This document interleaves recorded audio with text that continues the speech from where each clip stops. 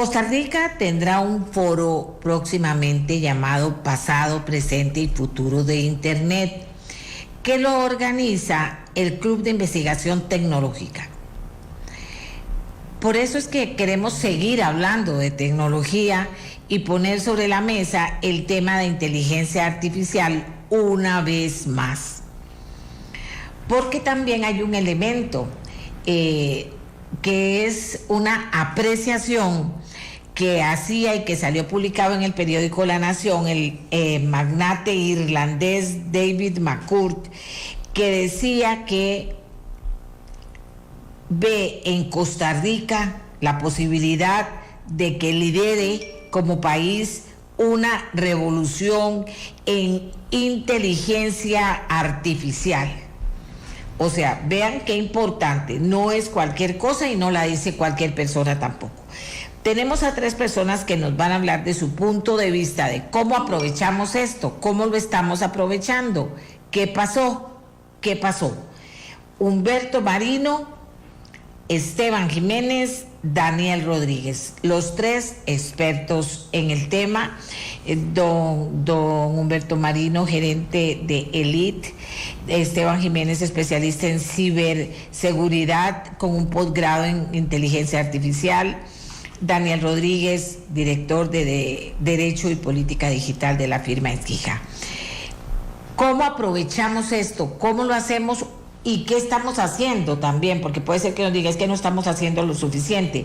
Yo solo le pido a nuestros invitados que nos aterricen bien el tema para que toda la gente lo pueda entender.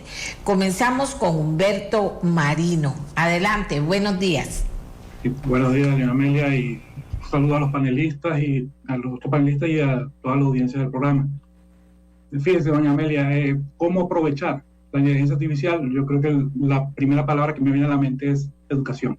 Educación, y si la puedo decir 100 veces la digo. O sea, necesitamos educarnos en todo lo que son estas tecnologías que incorporen inteligencia artificial, saber cómo alineamos esto con todo lo que es la educación en carreras STEM, ¿verdad?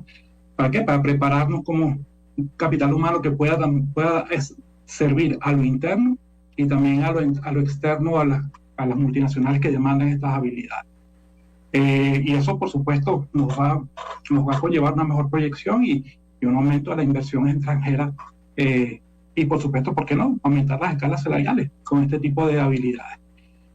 También hay que definitivamente abordar y diseñar para que toda solución tecnológica ya incorpore como tecnología de punta la inteligencia artificial, tanto para uso interno como para exportarlo. Por ejemplo, me llama la atención que a nivel legislativo está el expediente 24195 que tiene esa visión, llevarnos a utilizar las últimas tecnologías y también hacer extensivo esto a nivel del sector privado. O sea, para que en conjunto llevemos la inteligencia artificial a un mejor nivel. Y definitivamente, y vuelvo a la primera palabra, educación.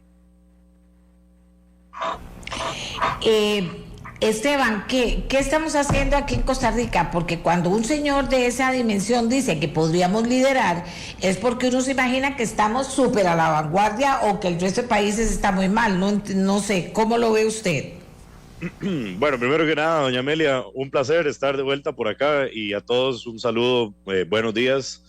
Básicamente pasa lo siguiente. Costa Rica está dando unos pasos muy interesantes hacia adelante y estamos teniendo mucha visibilidad en cuanto a, bueno, no solamente temas tecnológicos, sino también temas económicos. Hay muchas personas de un calibre muy grande que se están viniendo a vivir a Costa Rica. Aunque ustedes no lo crean, fundadores de empresas gigantescas han tomado Costa Rica como su hogar. Y a partir de ahí se han generado una serie de fundaciones, por ejemplo, y una serie de iniciativas aquí en Costa Rica de la mano de estos ex-CEOs de empresas gigantes tecnológicas. Hemos visto los parques tecnológicos acá en Costa Rica crecer bastante. Han habido varias inauguraciones de empresas de inteligencia artificial aquí también en el país. Solo este año se han inaugurado al menos 5 diferentes hubs de inteligencia artificial de la mano de empresas de este estilo.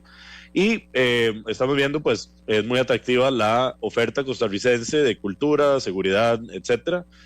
Y más que todo, las carreras que se han venido impulsando desde, por ejemplo, el Instituto Tecnológico y diferentes casas de educación, con ya posgrados en inteligencia artificial, que de hecho somos los primeros de toda la región en tener este estilo de posgrados en inteligencia artificial y no solamente posgrados, sino también diplomados y planes de estudio rápidos, técnicos, por ejemplo, también, que han producido una mano de obra de mucha calidad acá. Entonces, en primer lugar, eso es lo que ha estado atrayendo la idea de que Costa Rica, aparte de un hub tecnológico que ya hemos estado posicionándonos y creo que vamos bastante bien, agreguemos este componente de inteligencia artificial, porque precisamente ya tenemos una base importante para hacerlo. En realidad sería únicamente estructurar la estrategia, que a veces es lo que nos cuesta tanto, ¿verdad? La estrategia a nivel país, la estrategia de cómo fundamentamos esto a nivel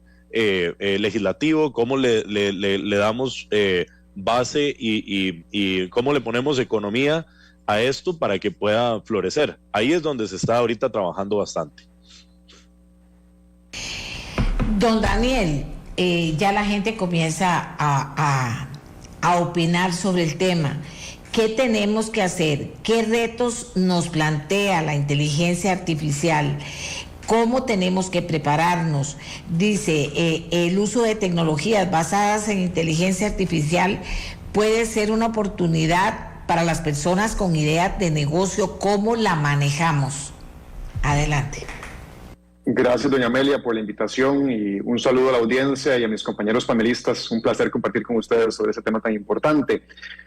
Vea, doña Amelia, yo tengo que ser muy honesto. Costa Rica no está, en este momento, no está cerca de convertirse en ese hub, o al menos esa es mi opinión, y creo que los datos no mienten. Y lo digo porque, si bien lo que comenta Esteban es muy cierto, y lo que comenta también Humberto es muy cierto, también es cierto que otros países, inclusive nuestros vecinos, están en la misma carrera, ¿no? Por implementar y por convertirse ellos también en un hub de inteligencia artificial. Entonces, ¿qué va a hacer Costa Rica para diferenciarse de manera que realmente se convierta en el hub latinoamericano de inteligencia artificial? Ahí es donde está la pregunta. ¿Cuáles son los retos? Me pregunta usted. Bueno, ya comentaba Humberto un tema que es educación, pero yo lo vería también desde la otra perspectiva, que es la de capital humano realmente formado y avanzado.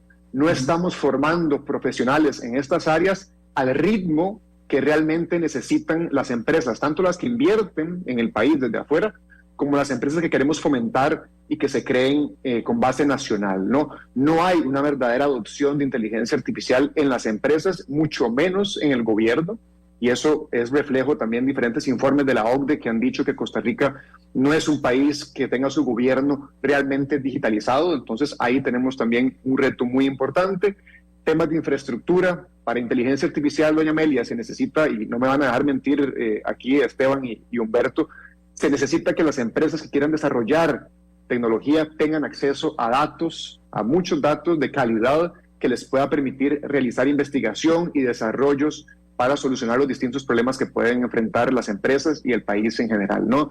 Y termino con un tema que es el ecosistema de innovación en Costa Rica. No hay una cultura de innovación en el país. También hay diferentes informes que dan cuenta de esto. Recientemente un Atlas, que fue una investigación que realizó, me parece que el CONARE, sobre el tema de innovación en Costa Rica. No hay una verdadera investigación aplicada, de manera que las universidades investiguen nuevas soluciones y las puedan vender y ceder en el mercado para atajar, digamos, esas necesidades que puede tener la industria en diferentes áreas y diferentes sectores de la economía.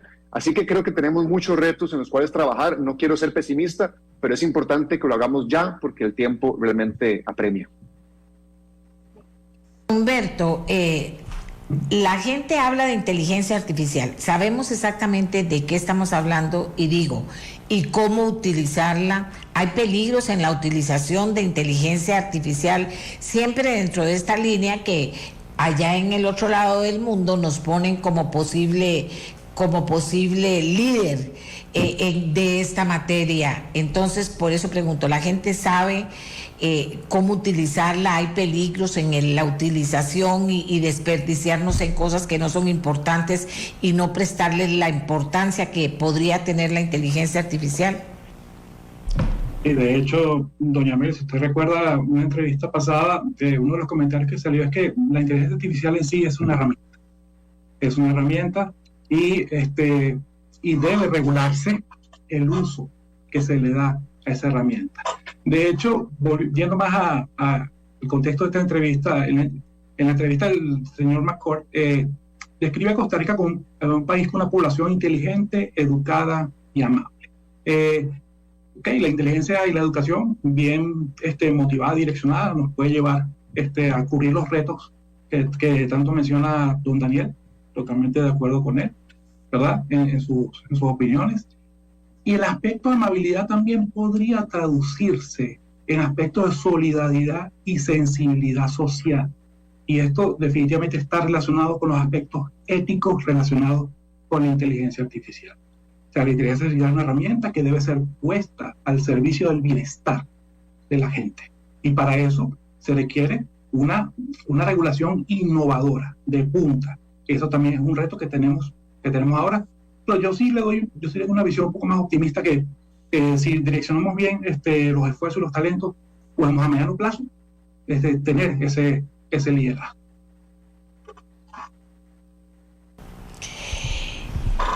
Don Esteban, ¿qué retos nos plantea, usted es experto en ciberseguridad, qué retos nos plantea la inteligencia artificial?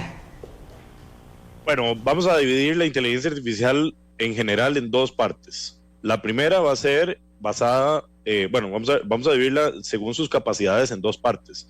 Una, que es la inteligencia artificial angosta, y así le vamos a llamar a partir de ahora para todos los que están escuchando esto. Este va a ser el pequeño tallercito, ¿verdad? Inteligencia artificial angosta y una inteligencia artificial general. Esas son las dos líneas en las que vamos a dividir esto para que se pueda ir entendiendo cómo se usa la inteligencia artificial en estos momentos y cuáles son sus retos. Por ejemplo, para don Juan Marco y para doña Emilia Navas, que estuvieron hace unos minutos con nosotros hablando del tema de leyes, yo les sugeriría, por ejemplo, crear o que armemos en conjunto una inteligencia artificial angosta. ¿Eso qué quiere decir? Que vamos a tomar todo el Código Penal y los casos de las personas, estas que se están buscando por narcotráfico, y vamos a pedirle a la inteligencia artificial que evalúe los perfiles, no solamente de las personas que están siendo procesadas, sino también el Código Penal, para ver si es cierto, por ejemplo, que después de 20, 30 pasadas de un delincuente, pudimos haberlos puesto en la cárcel por algún delito en la segunda pasada, ¿verdad? Entonces, eso significa que es una inteligencia artificial angosta porque se alimenta de un grupo de conocimientos muy específico, casi que una línea vertical que va a estar enfocada, por ejemplo, en leyes. Podemos asimismo crear una inteligencia artificial de estas enfocada en el agro, por ejemplo, para mejorar procesos de agricultura en Costa Rica, o algo que nos está doliendo muchísimo aquí en el país, que la gente dice, mire, está cayendo el dólar por debajo de los 500 colones, pero todo sigue carísimo.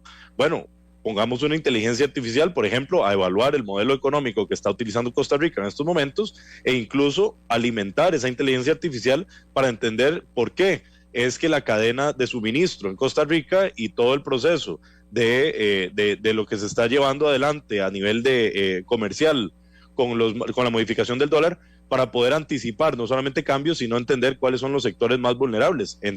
Alimentémosla con información financiera, con modelos financieros, etcétera, de Costa Rica, para ver qué es lo que podría estar mal.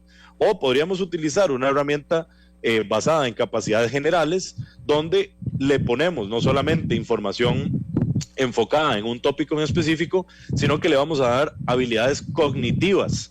Esa es la otra parte, lo que la gente ya ahora está muy impresionada, digamos, con el ChatGPT versión 4 y todo esto, que le generan preguntas y la inteligencia artificial no solamente genera una respuesta, sino que parece que la respuesta tiene un gran trasfondo, ¿verdad? Le puedo pedir códigos fuentes, le puedo pedir que me explique con palabras, digamos, bastante elaboradas un fenómeno, o que aprenda, ¿verdad? Que esa es la parte cognitiva. Yo le puedo alimentar un sistema de estos y decirle, mire, necesito que usted me aprenda a llevar cajas de un punto a otro o estos nuevos robots, ¿verdad? Que están cargados con inteligencia artificial, que ahora pueden dar incluso saltos. Esas son las dos grandes ramas. Nosotros tenemos que entonces entender que la inteligencia artificial, en principio, es una manera extremadamente eficiente de procesar grandísimas cantidades de datos, que la realidad de hoy en día, que lo que estamos viviendo, es que son tantos datos, tanta información a cada segundo, que un ser humano promedio es imposible que logre procesar todo esto. Imagínese, doña Amelia, que usted pues ponga a algunos de sus analistas a analizar los datos del clima de hace 30, 50 años o los que están sucediendo hoy mismo con esto del calor, ¿verdad? Y el fenómeno del Niño, y que ellos estén con Excel, ¿verdad? O con alguna herramienta en su computadora a mano procesando las temperaturas segundo a segundo. Eso es imposible. Para eso estamos utilizando entonces inteligencia artificial. Lo que la gente no comprende es, primero, que todos estos modelos están en desarrollo y no se les puede tomar como algo certero, o sea, no podemos decir que es algo ya completamente establecido, y también tenemos que tomar en cuenta que las imperfecciones en las salidas de estas inteligencias artificiales podrían ocasionar problemas, es decir, si la gente no lo revisa, lo que está pasando, lo que le está devolviendo la inteligencia artificial, si no lo revisa, podría meterlos en problemas con la ley, o sus datos podrían estar siendo comprometidos, de manera que mi información personal sensible estaría llegando a bases de datos que no tienen ninguna protección, y el día de mañana podrían ser mal utilizados por actores, empresas y otras instituciones, porque no hay protección, por ejemplo, a nivel legislativo aquí en Costa Rica para cuidar esa información que se le alimenta a la inteligencia artificial. Ahí es donde tenemos que ir tomando ciertas bases, ¿verdad? No, muchas gracias, muy claro. Vamos con don Daniel Rodríguez. Cuando hablamos de invertir en inteligencia artificial, ¿de qué estamos hablando? ¿En qué tipo de inversiones debe pensar Costa Rica en este momento? Ya acuerden que ya hablamos de educación, ¿verdad? O sea, eso está ahí sobre la mesa.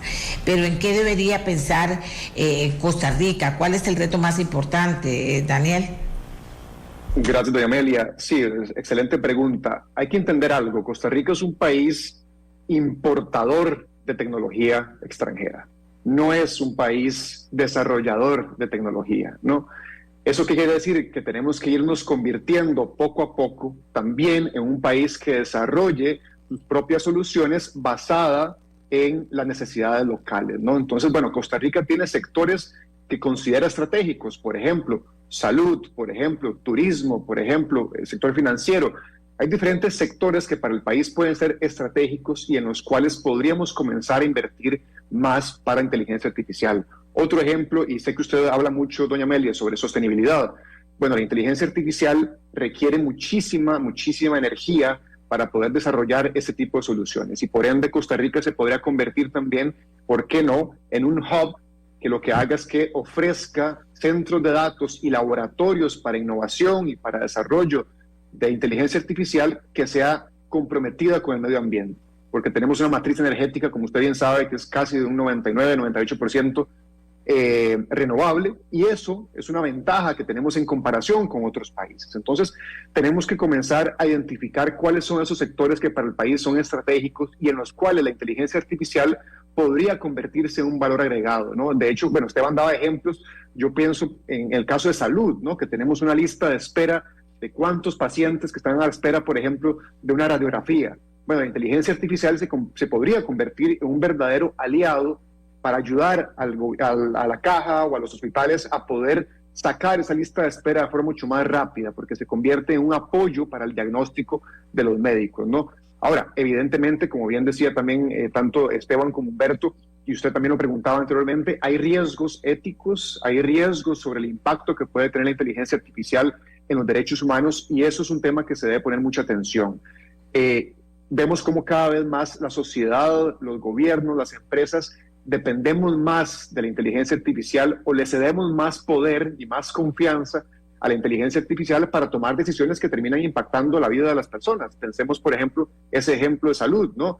Si vamos a utilizar inteligencia artificial para la salud, tenemos que velar porque siempre haya un médico que pueda interpretar esos resultados para que, si hay una imprecisión en el sistema o lo que sea, no terminemos dando un diagnóstico que es errado, por ejemplo. Entre muchos otros riesgos que desde el punto de vista ético y legal se deben comenzar a analizar. Pero sí es importante que las medidas regulatorias y de ética vayan aparejadas también del fomento. Es decir, que la regulación que pensemos para la inteligencia artificial sea una regulación no que impida el desarrollo o la innovación de inteligencia artificial, sino que fomente esa innovación de manera responsable y poniendo siempre a los seres humanos en el centro de esa innovación.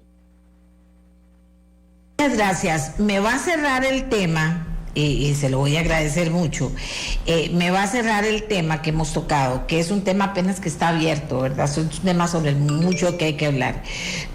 Don Humberto Marino, y le voy a plantear una pregunta que me pone sobre la mesa de trabajo Amanda Sagasti.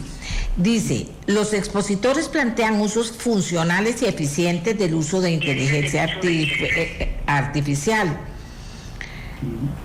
Pero ¿qué riesgos tiene otorgarle esas funciones cognitivas a la inteligencia artificial? Y además, ¿existe la posibilidad de que haya una fusión con áreas de artes y letras? ¿Consideran que profesionales en filosofía, por ejemplo, tengan aportes a ese campo? Adelante. Perfecto. Bueno, creo que en ese punto ya don Daniel y Esteban adelantaron parte de las respuestas. Por supuesto, siempre va a haber riesgos, nuevamente, el uso ético que se le dé a la herramienta que es la inteligencia artificial. O sea, y es por eso que tiene que ser una regulación que habilite, ese uso sostenible. Y por supuesto, siempre va a haber usos buenos y usos no tan buenos. En mi opinión particular, que en el caso, por ejemplo, de artes y letras, no podemos usar a la inteligencia artificial como un sustituto de la creatividad. La creatividad para mí es un aspecto sumamente humano. Y la inteligencia artificial es una herramienta de apoyo, no de sustitución.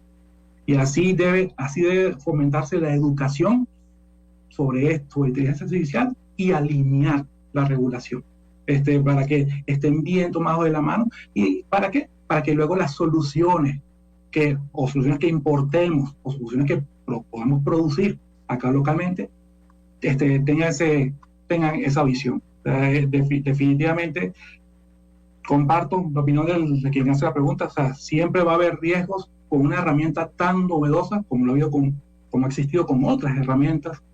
Entonces, bueno, depende de nosotros el buen uso que le demos para apalancar el buen desarrollo y dar el siguiente paso adelante y convertirnos en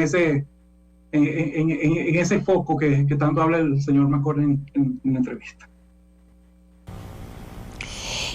Bueno, les agradezco mucho a los tres. Aquí se ha despertado una conversación que me encanta a mí con las personas que nos llaman al teléfono nuestro sobre el tema. Y me parece que hay mucho que hablar sobre ese tema y que hay aportes importantes que nos han hecho hoy nuestros invitados. Muy buenos todos, y así la gente me pide que se los haga saber: Humberto Marino, Esteban Jiménez y Daniel Rodríguez.